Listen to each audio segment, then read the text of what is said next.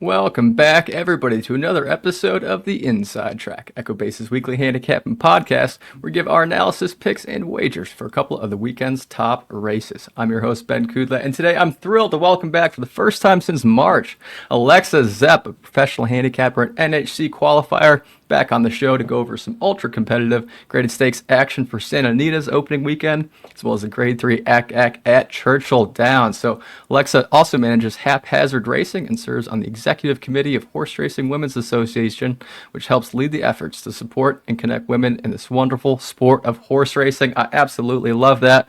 So thanks so much for being here, Alexa, to talk some racing, and welcome to the Jockey Club family as well with your new role at ABR. Thanks, Ben. Good to be back. Good to be in the Jockey Club fam. I've always loved I did freelance stuff with ABR for a long time, so now being full-time in charge of broadcast and partnerships and sponsorships is really, really fun. So thanks for that. No. Oh, of course. No, ABR, literally everybody who works at ABR, they're like the nicest people ever. So just a perfect spot. So, but anyway, last week we saw the third Grade 1 winner out of the legendary mare Puka, who apparently I was talking about in my sleep last night. So I was just all about racing. But, you live and breathe racing. Yeah, we're at that stage of the game. But with Baeza winning the Grade 1 Pennsylvania Derby for trainer John Sheriff with Hector Barrios aboard, earning a 116 EchoBase speed figure. Cloquo got her fourth straight victory and second consecutive at the graded level, winning the Grade 1 Cotillion. It's always a wonderful weekend at Parks for their biggest day of the year. Now I move out west to opening weekend at Santa Anita, featuring 5 Breeders' Cup Winning You're In Challenge Series races. So today's show, Alexa and I will be giving our picks and analysis for the Grade 1 Goodwood Stakes and Grade 2 Eddie D Stakes at Santa Anita as part of the Sunset Pick 6, along with the Grade 3 Ack Ack Stakes back home here at Churchill. But before we dive into these races, the Race to the NHC, a series of free handicapping contests for active RaceLens subscribers, which gives 2 seats to NHC 2026, continues this Saturday on horseplayers.com. Top 2 finishers in each weekly feeder contest will make it. The RaceLens Final 50 contest in February. Top 2 in the RaceLens Final 50 earn a seat to NHC 2026, plus a travel voucher and a 4-night stay at Horseshoe Casino. So you can join Alexa and I out there for some fun at NHC 2026. Qualified? Are you playing? Are you qualified yet? No, the only contest I've ever done has been at Red Mile, which were no qualifiers. So, those are fun. Those little Red Mile. Very fun. Oh, yeah, those Friday nights. And I don't know the Red Mile. I'm not qualified either yet, Ben. I need to get on it. I've been with the new job that I haven't played very many, and I'm like, oh my God, it's almost October.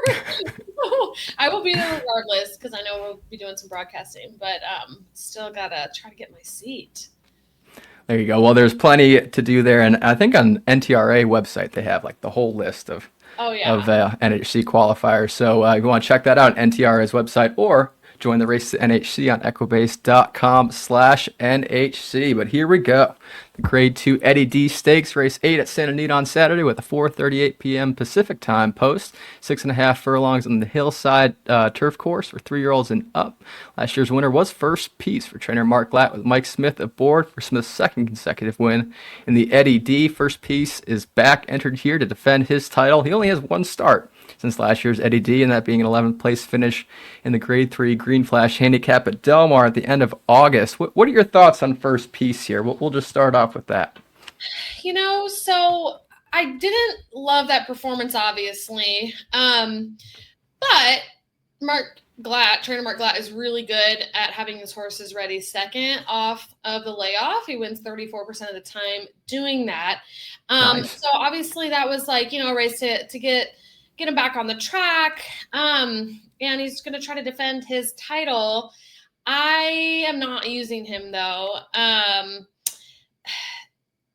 Yeah, I'm not using him. I'm going to beat him. I don't think he's going to come back and win with the title. I mean, I'm going to have him underneath for sure. But that Green Flash race is such an interesting race. We have so many horses coming out of it, and it was a drama-filled race. The horse who won it technically didn't win it. Yeah, with the DQ. Yeah, with DQ. And you have all these horses returning who even got 7th place, but it was only by a couple of lengths. So it was a really contentious race. So it's kind of exciting to see so many coming back out of that and how it will all unfold here. It really is. That ended up being a pivotal race here, that Green Flash handicap going in. And yeah, at that end, Motorious, excuse me, ended up getting the win out of the DQ. But yeah, they were literally all coming at the end. Especially this Beyond Brilliant, I thought was really interesting horse. This is John Shreef's barn, Ricardo Gonzalez retaining the mount. He broke his maiden by 7 lengths going a mile in dirt way back in June of 2021, so 4 years ago. Crazy. At the end of 2021, he finished 3rd in the Grade 2 Twilight Derby, going a mile and 1/8 on the turf at Santa Anita. Went on to win the Grade 1 Hollywood Derby at Del Mar in his next start. Then in December of 2021, went back to the dirt, finished 2nd in the Grade 2 Mathis Mile Stakes at Santa Anita. Takes a little 3-month layoff, comes back to run 4th by just 3/4 of length at 2022 Grade 1 Frank Kilroy Mile at Santa Anita on the turf. Then he goes on to win that Grade 2 Charlie Whittingham Stakes at Santa Anita a month and a half later on this hillside turf course, going a mile and a quarter. But he runs 6th in the Eddie Reed at Del Mar, not to be, Eddie D, Eddie Reed, everything at Cali, but Eddie Reed at Del Mar before winning that Grade 2 City of Hope Mile Stakes at Santa Anita in October 2022. Earned that automatic berth in the Grade 1 Breeders' Cup Mile. Finished 8th by 4 1/4 lengths in there. Took 3 weeks rest. Comes back to run 2nd in the Grade 2 Seabiscuit in Del Mar at the end of November in 2022. And that was the last time we saw that horse for almost 3 years. I mean, 3 years is just absolutely wild. Resurfaces as a 7-year-old this year in the restricted Wicker Stakes at Del Mar. Runs 4th, pulling at the bit. That's his first race in 32 months, so I'll give him a little excuse there. And then he runs dead last, an allowance optional claimer in August, going a mile on the turf at Del Mar. Then last time out, this is what kind of got me, and this is the Green Flash handicap. He tries the turf sprint for the first time since 2021 with his first 2 career starts. And I just thought he ran a brilliant 3rd place finish at odds of 47-1, going 5 furlongs on that turf. And he broke decent, but he laid 10th for most of the race. And then all of a sudden, he just turned on the jets on the rail and got up for 3rd by a length. It's like if you watch that replay at the quarter pole, it's like he almost remembered what he was supposed to do, And he earned a career best 116. Equibase Speed Fair at the age of 7 in the 19th start of his life. And CRK Stables, solid ownership group. You might remember Baeza there, and I have all the respect in the world for John Sheriff. So there's definitely a reason that kept this horse. Ranks 2nd in late pace rating, has a win over this hillside turf course. So I just thought at 6-1 is too juicy not to pass up. Gotta take it when you find the juicy price. It is so wild to look at how long the horse had off, and right, he's coming back and he's improving. And sometimes, these are animals, right? And he's just been chilling for a long time. So you're right. Maybe he's like, oh wait, I remember yeah. on here, because he just picked it up and really started taking command in that race. So I did look at Beyond Brilliant. I did not end up using, I know you put the top 3 picks on here, Ben. I don't know if it was 3 or 4, but it's my 4th pick in this race. I am going with Reef Runner. And so Reef Runner is that horse who also came out of the Green Flash and won but got disqualified. And for me, I just feel like he's at the top of his game. My only question, is the distance, right? Because his entire career he's been running 5.5 or 5 furlongs, mostly 5. His very first 2 races were 6.5 and 7, but for the most part, very much sticking to that 5 furlong distance. So this is a bit of a stretch out, but I think it sets up well for him. He's a grindy horse, has that kind of closing, sit off, grind, and close approach. And so I'm hoping he'll be able to handle that added distance, and we'll see. So I have put Reef Runner on top. And then the other one I was interested in is Yellow Card, which is the number 5 in here. And I really did think that the horses coming out of the Green Flash were the most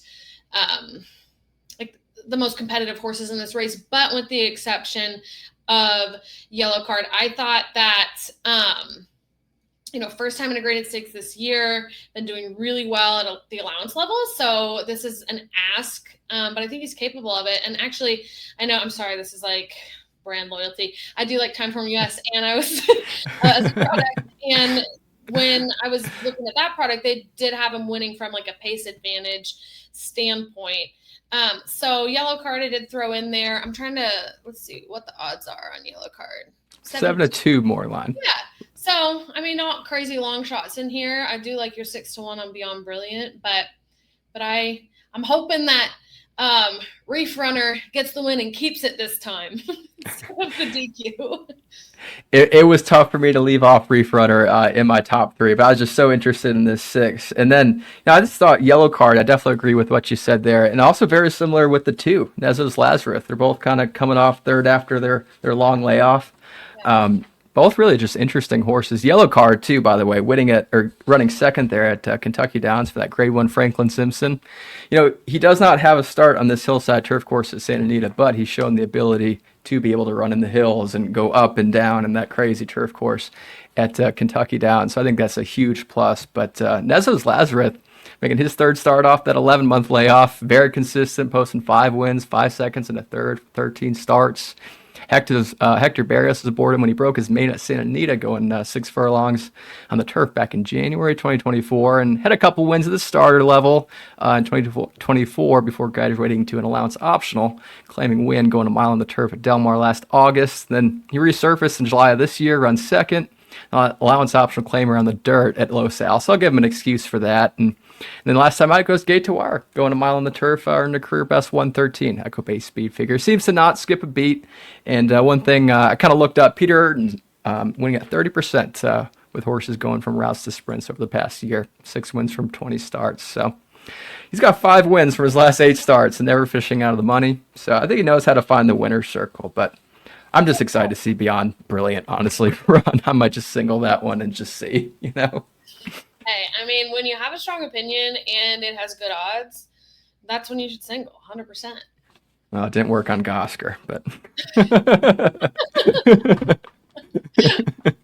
it's a new day, Ben. It's a new day, new weekend. It's all right. I was meeting with someone earlier. I know this is Saturday races, but they were like, there's just something about the energy at a track on a Friday. Like everyone has renewed hope. Yeah. It's fresh and ready and different than a Sunday. But hopefully Beyond Brilliant keeps that energy going for you all weekend. Yeah, I hope so too. Well, there's our picks for the Eddie D. I'm going with 625 and Alexa's going with 158. Now, the featured race of the week, the Grade 1 Goodwood Stakes, race 9 at Santa Anita on Saturday with a 5:08 Pacific time post. Goodwood Stakes, formerly known as the Goodwood Handicap, then the Goodwood Breeders' Cup Handicap, then it went back to the Goodwood Stakes, then it became the Awesome Again Stakes. Last year it was run as the California Crown. Now it's back as the Goodwood Stakes. So, yeah, that being said, it's the Breeders' Cup winning you're in for the Breeders' Cup Classic, which is shaping up to be so special. I mean, gosh, am I excited for that. And the winner, the Goodwood's just going to add to that excitement. So the Goodwood's a mile and an eighth on the dirt for 3-year-olds and up. Last year's winner was Subsanador for trainer Richard Mandel with Mike Smith aboard, and that ended up being his final race of his career. So we got a field of 7 with 3 horses entered, vying for Bafford's record 9th Goodwood win. But I think we landed on the same one, and here we go. Yeah, full Serrano. What are your thoughts on the Argentina, Brett? Well, I love Full Serrano. I really did. I think the 2 favorites in here, you have First Mission and Full Serrano, and they're both tough. First Mission has had some more time to get in shape for this race, I think. Had 2 runs this summer and 4 throughout the year, while Full Serrano took a really long break after the Breeders' Cup. Only has run once, which was earlier this month at Del Mar, but oh my gosh, just was one with such ease, opening up on the field over 7 lengths. And I know that was a much easier race than this is going to be, but I really just feel like they've had a plan. They pointed him to this race. And it was just an easy warm-up. And we've already seen the kind of things that Full Serrano can do with the Breeders' Cup win last year, where First Mission is multiple graded stakes winner, but hasn't been able to get that grade 1 win. So I really do like Full Serrano in here. Ben, what brought you to him? Uh, First off the bat, I just like, I go through it first, pen and paper, always print it out, but then we go back through race sleds. And I know Juan Hernandez seemingly kind of chose his Breeders' Cup mount, I'd say, in here, hopping off both Priveman and Nevada Beach. I would do the same. Full Serrano's just a beast. Started his career down in Argentina, where he was bred, won on both the turf and the turf. Then he's bought privately by H. Haranis Racing, switched to the John Sadler barn, came up to the States, North American debut last August, wins by 2 1/4 lengths, earning a 98 Echo Base speed figure. 3 weeks later, set a blistering pace for the 1.25 mile. Grade 1 Pacific Classic, caught at the wire by Mixto Maiden at the time. I'm sure everybody remembers that race. I sure do. But he takes a 2 month layoff and comes back to win that Grade 1 Breeders' Cup Dirt Mile at Del Mar last year, but won in half lengths, earning a career best and best in this field. 117 Echo Base speed figure. And like you said, takes that long 10-month layoff and then dominates. But he actually ran that race last time out in 1:35.11, and he won the Breeders' Cup Mile in 1:35.48. Same track, same distance. I was like, okay. So I'm friends with Stephanie Hronis, who owns the horse, and I was like really hoping you want your handicap to line up with who you want to win and root for. Sometimes it doesn't, and you root anyway. But really, I mean, I just think he's so commanding, and I didn't even look at the time comparison that you just said. Yeah, I mean, it was like 0.4 seconds, 2/5 seconds faster. I mean, I was like, okay, all right, go off, and go off for real. And you look at the notes, it says coasted late. I mean, he wasn't even, giving it all he got. So yeah, exactly. Yeah. I mean, they're just tuning him up for this to get back in that Breeders' Cup winner circle, which is the goal for everybody right now, right? We're a month and a week away. Crazy. Yeah. No, I 100%. This is what they're going to use as their prep, and he is coming off 3 weeks rest, which has honestly been the pattern that's brought out his best. So you got that going for him as well. That 115 he earned, that's the best in here for the last race, Echo Base speed figure, and horses are winning at 30% over the past year from 308 starts on dirt graded stakes races with the highest last race, Echo Base speed figure. Another thing to note, Juan Hernandez, I mean, I know he's on a lot of Baffert horses, so this could be a little bit convoluted, but he's winning at 37% in all dirt routes over the past year, 47 wins from 127 starts. That's crazy. Yeah. All races, nuts. And then that bullet work, even after the domination on September 21st, a 6 furlong bullet work as well. I like that. Yeah. For his little bit of a stretch out here. So, Full Serrano. Yeah. I do like. So I think the favorites are kind of dominating here, but I have thrown in a bit of a price in second with Ultimate Gamble. This horse is 8-1 on the morning line for trainer Mark Glatt. I think it's just an interesting long shot. I like the steady progression that we've seen in his performances. Last time he got third place in the Grade 1 Pacific Classic, nearly 10 lengths off the winner. But when you look at who beat him, fiercest in journalism, you're a bit less concerned with those 10 lengths. And they also, they spent so much. They spent $1.75 million on this horse as a 2-year-old. They've had quite high expectations for him. And I really just feel like he's starting to rise to those in the recent efforts. So I don't know if he's, going to be able to totally compete with the top in here, but I think he definitely can make an impact and hit the board and hopefully get in the exacta and make it pay a bit more.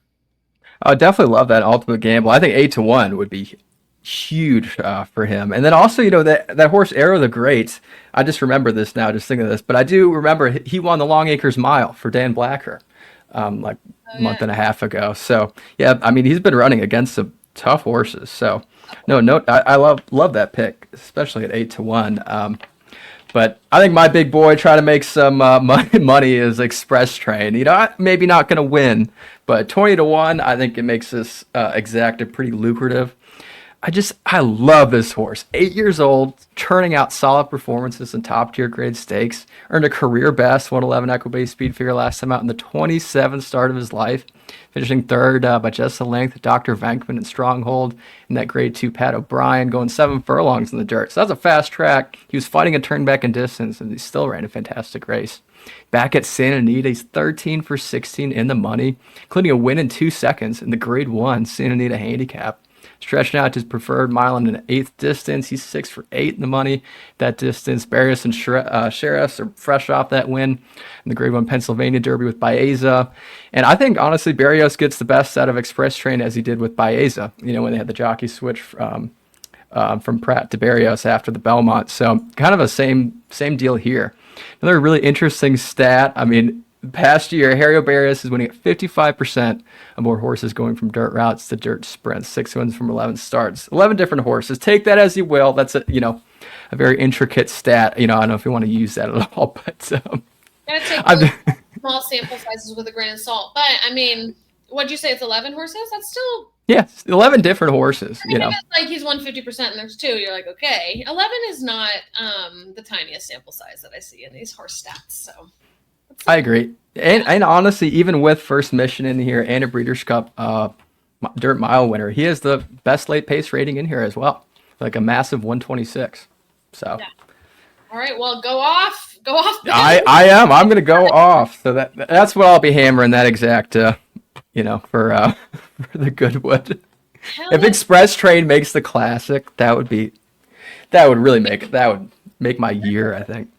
These are race 8 and 9. Play a double. Let's do a double with there you go. With your long shots. And I wanted to mention, so there's you mentioned it at the very beginning, but there's like a brand new wager on the market as of tomorrow, Friday. It's the Sunset Pick 6, and it's really cool because many of you are probably familiar with the cross country Pick 6, and it's similar where it's stringing races together from both Gulfstream and Santa Anita, but it's the last 3 of each card. So it's like less instant gratification, right? It takes a little longer for the bet to complete, but it's those higher quality races. So it's cool. It's new. It's the same, like $1 minimum. Pretty low takeout too, if I read correctly. There you go. No minimum. No, like none of the big betting boys are allowed in there. It's just people, So it is a good chance for a lucrative bet. And it's brand new. It's launching tomorrow. So. I've created a ticket for it, and I think it's a good one to try to smash. I'll be playing that too. I love that bet. I love when they make new wagers like that. Spice things up a bit and new ways to make some money. I do want to hear more of your thoughts on First Mission. What do you think about his morning line being 8-5 and his loss in the Phillip Island last out to Surface to Air? Which, honestly, I think is a very legit horse because in the race prior, in the Monmouth Cup Stakes, I think, he beat Just a Touch. He was like 4-5 as well. And then he goes on to beat First Mission. But I don't know. I think he's going to be a tough test for him in here. And shipping in, I know we talked about this right before the show, but I was kind of going through his numbers. He's never wanted a track that he never has a published work on. So, historically, he hasn't. Interesting stat. I had not looked at that. And I was really, I think he's a fierce horse, like this. Oh, yeah. Undoubtedly talented. Like you look at some of these performances and you're like, oh my gosh. But I was still surprised to see that they did give him the morning line favorite odds because to me, Full Serrano is just more convincing, especially with the last performance coming off of the bench. So I was surprised. I'm very curious to see who goes off the favorite. It would not surprise me at all to see Full Serrano take more money from the public and go off the favorite. But yeah, First Mission's no joke by any means. Like he's going to be quite the race. No, that Oaklawn handicap win beating Banishing and Skippy Longstocking, that was really nice win. And what do we see? Who just won though? Was that Banishing, the Grade 2 Charlestown? I think it was. I don't know. I don't remember. Anyway. There's your Goodwood. Alexa and I both going with Full Serrano as your 2-1 second choice, but we shall see on Saturday. And please check out that Sunset Pick 6. Back home to Kentucky, the Grade 3 Ack Ack Stakes Race 8 at Churchill on Saturday with a 4:26 p.m. Eastern post, 1 mile on the dirt for 3-year-olds and up. This used to be a Breeders' Cup race. It's no longer not, but last year's winner was 3 Technique for trainer James Cook with Rafael Bejarano. He's actually back in this year to defend his title with a hefty 30-1 morning line, field of 8 with Most Wanted as your morning line favorite. Did you land on him or did you go elsewhere? I did. I didn't want to. I really didn't want to. I like to try to find good prices. Now, I do think there's good ways to make money in here, but I think Most Wanted is really impressive.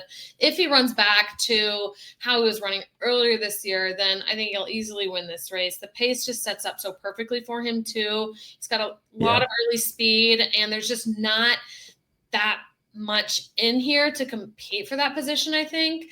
And there's a ton of super convincing stats with trainer Brad Cox as well, for everything like that's setting up in this race. He's got 38% when he goes sprint to route. His last race was a 7 furlong race, which is shorter than he'd been running. 29% second off the layoff, 25% in graded stakes. I mean, obviously these connections of Gary Mary West, Irad Ortiz, Brad Cox. I mean, it makes sense. It makes very, very clear sense. Oh, you know what? Speaking of that, what do you think Irad hopping on? I mean, Giroux's been on for every start of his life. I thought that was very interesting. Every single start, yeah. What do you make of it? He's not. I mean, the fact he chose 3 Technique is wild and wild. Yeah, because. Yeah, this is maybe he chose, maybe he didn't. You know, that's speculation. But yeah, the fact he's not on this horse is weird. It is weird, and it's very rare that you see a returning winner at 30-1. I mean, 3 Technique just really hasn't come back in any way like the same horse since this last year. You know, he ran in the Dirt Mile, Breeders' Cup, and some others, and it's just really, it looks like past his prime. I don't know. So it is definitely interesting to see that jockey switch. But I don't know. I also think with these horses at this high level, I mean, it really depends on the horse, right? Some need more direction than others. But to me, Most Wanted looks pretty domineering in here. But my price, to spice it up a little bit, is the 8. Who Day? Who Day? Who Day? Who Day? Let's go Bengals. I'm a Chiefs fan, but all right. I now live here, so okay, if it's not Chiefs fan. But okay, so this is an interesting long shot. I think adds a ton of value to the exotics. A big step up from last out an allowance at Belterra, but in the summer of 2024, last year, ran in both the Grade 2 Pat Day Mile and another Grade 3 at Churchill Downs. And, you know, the Pat Day is a mile, same distance as we're facing here, 4th and 2nd in those races, coming off of 3 straight wins. And so even though they haven't been at the level that he's going to face on Saturday, I love a horse who's on a roll. And Time for Meals does give him the best late pace in the race. So I don't know if he's really good enough to get up there because of the pace setup, because I think Most Wanted is just most likely going to get out there on the lead and not have a ton of pressure, which just sets a horse up so well in a race like this. But I definitely think he'll be passing horses late and can get up there for a piece of the pie at fairly long odds. Well, let me see. What's the morning line? 15-1? 15-1, yeah. That would be a even a 1-8 exacta would still pay decently. Yeah, 1,000,000%. Oh yeah. I mean, no, Who Days, that's a legitimate horse. I mean, I know, Ohio bred, and that's where most of his wins are, but 3 stakes wins, three wins in a row coming in here. I mean, he's won at Churchill before as well. No, 100%. I love that horse. That's my third pick. Definitely going to be in exactas and tries for sure. I'm looking at it. Yo, yeah, okay, yeah, we'll go with. I am going to try to beat Most Wanted in here. First off, I want to say Most Wanted definitely is a deserving 6-5 morning line favorite, and if he beats me, he beats me. That's okay, but we're going to try with a 7-2 here. Started his career with the Eddie Mulligan Jr. barn. This is Will Take It. And then after an 8th place finish in the Grade 3 Commonwealth Turf Stakes at Churchill last November, he switched to the Dallas Stewart barn. And since the trainer switch, Will Take It has just been basically a different horse, posting 4 wins, 2 seconds from 6 starts. He notched 2 wins and a second at Fairgrounds at the allowance level in the winter before shipping to Keeneland for the April meet, and then ran second by 3 3/4 lengths in allowance optional claimer on a sloppy track, going a mile and an eighth. And then in his next start, turns back to his preferred mile distance at Churchill in May and wins another allowance optional claim, beating Dragoon Guard, who we just saw romp the other day at Churchill. And also Toombaroom with a 5 in here as well. And then last time out, he jumps up the listed Handsheen Stakes at Churchill in late June, grinded for a hard-fought win by neck over banishing. That is, he did win the Charlestown Classic by 2¼ lengths his next start. That's what I was trying to remember. But so I don't know. This horse, I mean, he's beat some top-tier horses at this level in his most recent starts. Just seems like the Ack Ack's a perfect fit for him, besides most wanted on his inside. But 2 wins from 5 starts over the Churchill Dirt, 2 wins in a second and a third from 5 starts this mile distance, ranked second in late pace rating with a 101. Interesting to see who'll be aboard. Brian Hernandez was named to ride, but obviously he's off all his mounts. I was in the going to ask foreseeable future. who was picking it up.